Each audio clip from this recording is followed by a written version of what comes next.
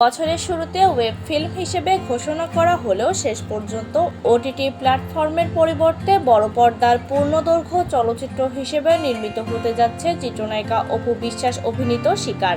নির্মাতা কামরুজ্জামান রোমানের পরিচালনায় চলতি মাসেই সীমান্ত এলাকার থ্রিলার গল্প নিয়ে তৈরি এই সিনেমার শুটিং শুরু হচ্ছে।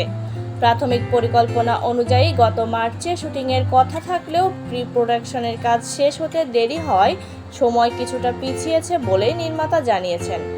জানা গেছে, এই প্রজেক্ট নিয়ে প্রযোজনা প্রতিষ্ঠান রেজা ফিল্মসের সঙ্গে আলোচনা করলে তারা সম্মতি দেয়। এরপর সিনেমা বানানোর সিদ্ধান্ত নেওয়া হয়। এই সিনেমার সিংহভাগ দৃশ্যধারণ হবে নেপালে। ছবির বাজেট, গল্প ও কাস্টিংয়ের ব্যাপ্তি বিবেচনা করেই এটিকে বড় পর্দায় আনার চূড়ান্ত সিদ্ধান্ত নেওয়া হয়েছে। আব্দুল্লাহ জহির বাবুর গল্প ও চিত্রনাট্যে এই সিনেমায় অপু বিশ্বাসকে একটি গ্ল্যামারাস চরিত্রে দেখা যাবে। এতে তার বিপরীতে অভিনয় করবেন ছোট পর্দার অভিনেতা মুর্তজা পলাশ। শুটিং শুরুর আগে সিনেমার গানের রেকর্ডিংয়ের কাজ গুছিয়ে নেওয়া হয়েছে। কবির বকুলের কথায় দুজন মিলে বাঁচবো এক জীবন শিরোনামের একটি দ্বৈত গানে কণ্ঠ দিয়েছেন ইমরান মাহমুদুল ও নাজমুন মুনিরা ন্যান্সি। গানটির সুর ও সঙ্গীত করেছেন ইমরান নিজেই। এছাড়া আকাশ মাহমুদের সুর ও কণ্ঠে আরও একটি বিরহ ঘরানার গান থাকছে এই চলচ্চিত্রে।